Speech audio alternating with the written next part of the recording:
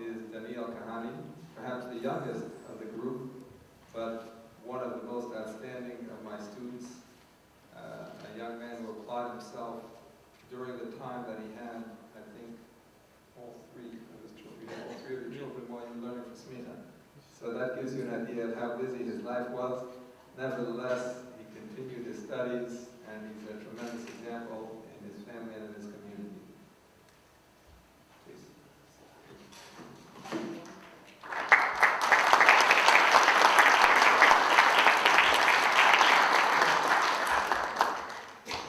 Thank you very much. I apologize beforehand if I sound a bit tired. I am very tired. We just arrived from Brazil 2 days ago, a bit jet lagged. And most importantly, my 3-year-old is a bit jet lagged. He reminds us that, very early in the morning. But in any event, first I just wanted to thank God for making this day a reality. On so many occasions, I felt guided and helped by Him on this journey. So it just wouldn't feel right to start any other way. I just wanted to thank God. Second, I wanted to thank my wife. I can't thank her enough for her ongoing support and willingness to take care of all the kids. And while I was at class that night, and teaching on Rosh Chodesh and on Shabbat afternoons, she always pulled through, and I'm really very grateful and very honored. I also wanted to thank my father for being here, postponing his trip despite a lot of obligations and important meetings. Thank you. I also want to thank my mother and my in-laws, including my grandmother-in-law, here with us today, for her ongoing support for my studies and classes, and the tremendous help that they've done in terms of taking care of their grandchildren. I'm also honored to be here today, fulfilling the wishes of my Rebbe, the Lubavitcher Rebbe, that every one of his followers get a rabbinical degree. I thought this was especially important for those men about to get married, in order that they should have a certain mastery over the affairs of the household, such as keeping kosher, keeping Shabbat, and laws of family purity, which is what we studied. Even though we all know that the true master of the household is the wife, I must say that I feel that I now have a better understanding of what the Rebbe was getting at. Before I started, I thought the rabbinical program was just a nice way to continue learning. I now realize that it has been essential to my life as an observant Jew. It is also worth noting that tonight is the Yortzeit of the Bnei Saskar, or Rabbi Shapiro Dinov. May this event also serve as an elevation for his soul and neshama. My family comes from the area that we live in Galicia, Poland. And when I first became religious, I was very deeply attracted to his writings, especially about the meaning of the Jewish months. And this continues to be a major source of inspiration for me until this day. And it's also amazing how this is also one of Rabbi Shitron's favorite areas, and something that he's always writing about and quoting the Bnei Saskar. I've always had a great affinity with Rabbi Shitron, his style of learning, his teaching, his guidance, just his general way of being.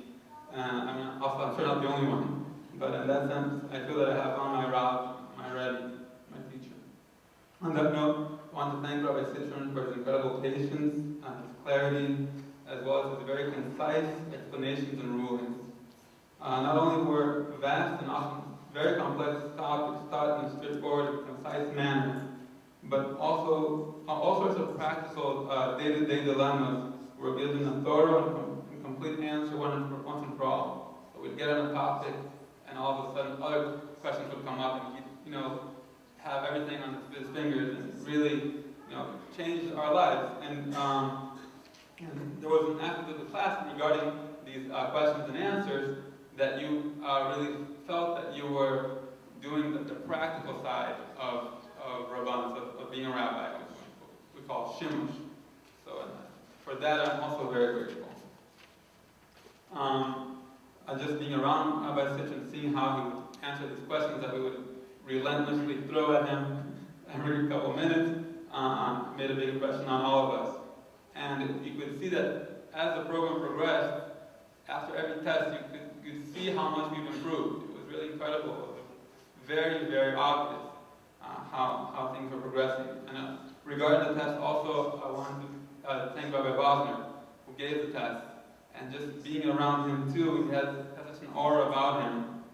It made a very big impression on all of us. We really felt kind of like the Siyata D'Shmaya, the help, heavenly help when he was giving the test. It seemed like after the test, we'd all like turn to each other and say, how isn't this amazing that he happens to ask us exactly what we knew best, it just felt that he had a way of getting the information from us, or even teaching us while we were taking the test, but in a very special way. And that's something that I'm going to carry with me forever.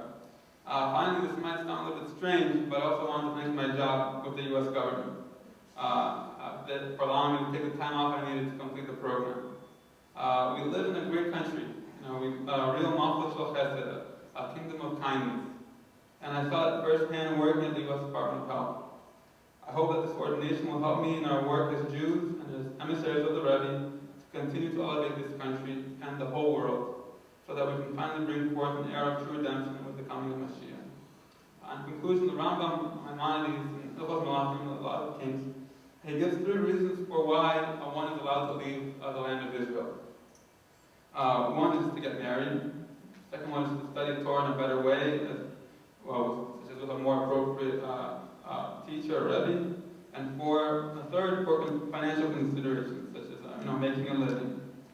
I've always had a very deep and strong desire to live in Israel, and still do. But for now, I'm very, very happy to be here in Miami, having been granted the merit of having a very wonderful wife, and a very loving and supporting family, a terrific Rav and teacher and Rebbe, and also a job that's both honorable and flexible when it comes to the most important task of all, which is to serve our Creator.